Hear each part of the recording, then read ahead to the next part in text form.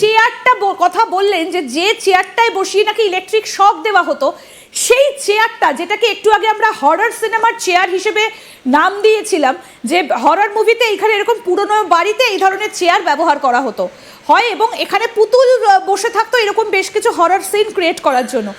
কিন্তু এতই দুর্বল চিত্রনাট্য যে চেয়ার যখন তৈরি করা হচ্ছিল কারখানাতে, সেই ভিডিওটা আমরা পেয়ে গেছি। মানে চেয়ারটা যখন তৈরি করা হচ্ছিল, আমি দেখাবো সেই ছবিটা আপনাদেরকে, যেই চেয়ারটা যখন তৈরি করা হচ্ছিল এর মধ্যে কেউ একজন বসে সেটা ট্রায়াল দিচ্ছিলেন। আসুন দেখাই সেটা। মানে এই যে এই চেয়ারটা দেখুন, এবার আপনাদেরকে দেখাই। দেখুন, কারখানায় চেয়ারটা বানানো হচ্ছিল, টেস্টিং চলছিল। দেখুন তো মন দিয়ে, মিল পান কিনা চেয়ারটার সঙ্গে। শুরু করে তখন মনে হয় ভাই মিনিস্টার মন্ত্রীরা তো এরকম উঁচা চেয়ারে বসেন, বুঝেন না কেন? ঘুরান আমারে দেখি কতটুকু ঘুরতে পারেন। মাথা তো ঘরে না রে ভাই,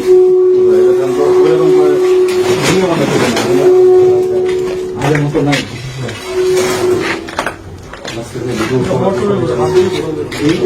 কষ্ট হয় ঘোরা শুরু করে তখন মনে হয় ভাই মিনিস্টার মন্ত্রীরা তো এরকম উঁচা চেয়ারে বসেন, বুঝেন না কেন? ঘুরান আমারে দেখি কতটুকু ঘুরতে পারেন। কথাটা কিন্তু শুনবেন, যে মিনিস্টার মন্ত্রীরা এসে এই চেয়ারে বসে, তাদেরকে ঘুরতে হয়, চারপাশটা দেখতে হয়। সেই জন্য যিনি বসেছেন চেয়ারে তিনি ঘুরে ঘুরে চারদিকটা দেখছেন।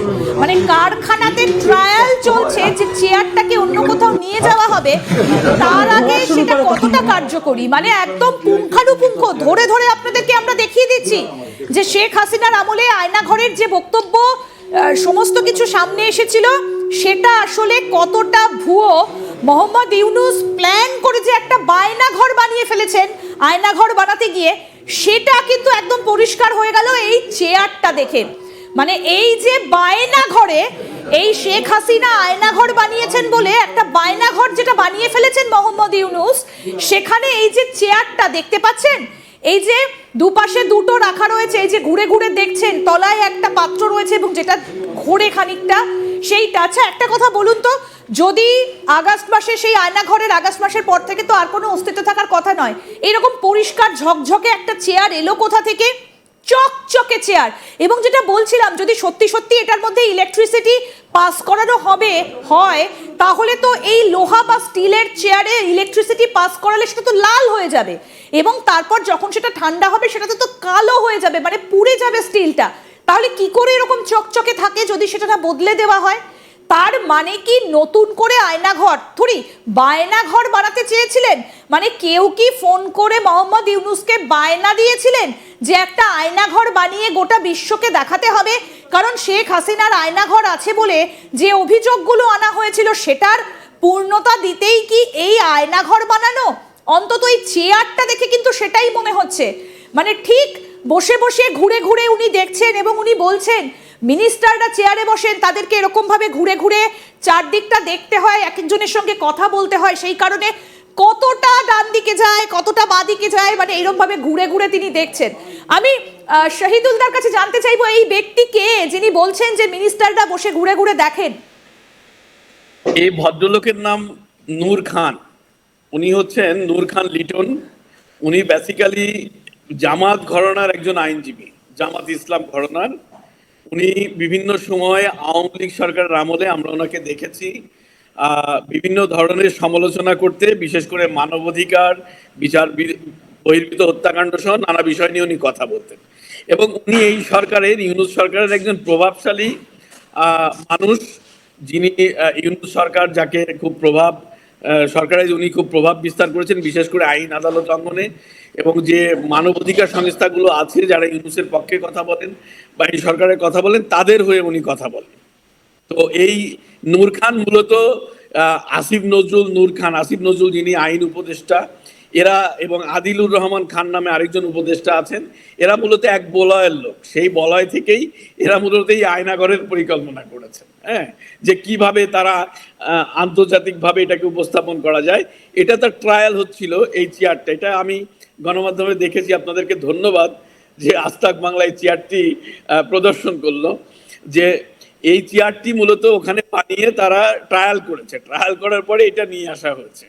এবং এটা মানে কোনোভাবেই এটা কি বলে যে ইলেকট্রিক শক দেওয়ার কাজে এটা ব্যবহার করার কোনো সুযোগ নেই, কারণ এখানে বৈদ্যুতিক লাইন দেওয়া মাত্রই এখানে জ্বলে পুড়ে যাবে। এর উপরে যদি কোনো মানুষ থাকে বা এক ফোঁটা জল দিলেও সেটা শুকিয়ে যাবে, কারণ এটা স্বাভাবিক। আর এই চেয়ারটা লাল হয়ে যায়, যে কোনো মেটাল যদি বৈদ্যুতিক সংযোগের ইয়েতে আসে, সংযুক্ত হয় বৈদ্যুতিক কোনো ইয়ের সঙ্গে, সেক্ষেত্রে তো সেই চেয়ারটিতে মানুষ দূরের কথা, ওখানে কিছুই রাখা যাবে না। তো তারা এই বোকামির মতো এইগুলো করছে, যেহেতু এদের আসলে এবং কোনো ইলেকট্রিক পয়েন্ট নেই, ঘরের মেঝে পরিষ্কার, মানে কোনোভাবে যে এখান দিয়ে বিদ্যুৎ পরিবাহিত হয়েছে তার কোনো চিহ্নই এখানে দেখা গেল না। এবং ঘরের সবকিছু ঝকঝকে চকচকে, মানে কেউ আয়নাঘরটা যত্ন করে আর কি পরিষ্কার করেছে।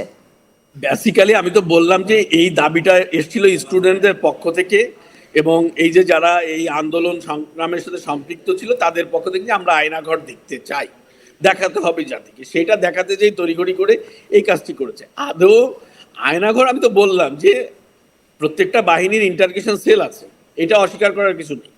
মানুষ আওয়ামী লীগ আমলে কি বলে যে আটক হয়েছে, হত্যাকাণ্ডের শিকার হয়েছে, এটা না বলার কোনো কারণ নেই। কিন্তু এই যে হাস্যকর আয়নাঘর, এটা তো পৃথিবীর ইতিহাসে মানে একটা বাজে দৃষ্টান্ত তৈরি করা হলো। এমন গল্প বলা হলো আয়নাঘর নিয়ে যার সঙ্গে এই আয়নাঘরের কোনো মিল নেই, এবং তারা বলতেছে তাদের তত্ত্বাবধানে থাকে এই আয়নাঘরটা ভাঙলো কে। আমার প্রশ্ন হলো যে এই 3 ফিট বাই 1 ফিট যে আয়নাঘর তারা দাবি করলো, চোখ বেঁধে যাকে রাখা হতো, সেখানে এই আয়নাঘরগুলো ভেঙে বড় করলো কারা, একটা প্রশ্ন। দ্বিতীয় প্রশ্ন হলো যে তারা এই 5 মাস পর 6 মাস লাগলো কেন এই আয়নাঘর প্রদর্শনে? কিছুই না। এটা এই আয়নাঘরটি নিয়ে কোনো রকম আলোচনার সুযোগ নেই। এই যে আয়নাঘর তারা বলছে, এটা নিয়ে আলোচনার সুযোগ নেই, এটা একদমই মেকিং, এটা তৈরি করা কারো ডিমান্ড, তুমি যেটা বলছো কারো বায়নার জন্যই মূলত এই আয়নাঘরটি তৈরি। অর্থাৎ পুরোটাই যে ভুয়ো সেটা কিন্তু, অর্থাৎ ভুয়া বায়নাঘর বা ভুয়া আয়নাঘর সেটা কিন্তু একদম স্পষ্ট, এবং যেটা ঘুরিয়ে ঘুরিয়ে মোহাম্মদ ইউনূস দেখাচ্ছেন। এবং দেখো আরেকটা মজার ব্যাপার দেখাই, এই আয়নাঘরটি সেদিন উপস্থাপন করা হলো যেদিন জাতিসংঘ বাংলাদেশের এই জুলাই আগস্ট আন্দোলন নিয়ে একটি রিপোর্ট প্রকাশ করেছে, হ্যাঁ, এবং সেই রিপোর্টটিও একটি হাস্যকর রিপোর্ট। সেটা নিয়ে আস্তাক বাংলা যদি কোনো অনুষ্ঠান করে অবশ্যই আমরা সেই রিপোর্টটাও আমরা দেখাবো। এবং এই আয়নাঘর যে ভুয়া সেটা কিন্তু একদম স্পষ্ট, বিশেষ করে এই যে টাওয়েল, ভেজা টাওয়েল, কিংবা এই যে বড় বড় সেল, যে সেলগুলো তৈরি করা হয়েছে C-17, তার আগেরগুলো কোথায়, বা C-19 তার আগের ঘরগুলো কোথায়, সেই প্রশ্নটা উঠে আসে। এমনকি বেসমেন্টটা ভাঙাচোরা কেন, কি কারণে সেটা ভাঙাচোরা করা হয়েছে, আর সেটা যদি আগে ভাঙাচোরা করা হবে সেটা কালো হয়ে যাবে, ঝুল পড়বে, অন্ধকার থাকবে, কিন্তু না, একদম পরিষ্কার, যেন দেখে মনে হচ্ছে সদ্য ভাঙচোরা হয়েছে। অর্থাৎ একটা বিষয় দাদা একদম স্পষ্ট, যে এটা বায়না করে বায়না ঘর হিসেবে গড়ে তোলা হয়েছে। আসলে এরকম কিছু ছিল কিনা, মোহাম্মদ ইউনূস কতটা বানিয়েছেন, সেই জায়গাটা কিন্তু এবার একদম পোক্ত হয়ে যাচ্ছে।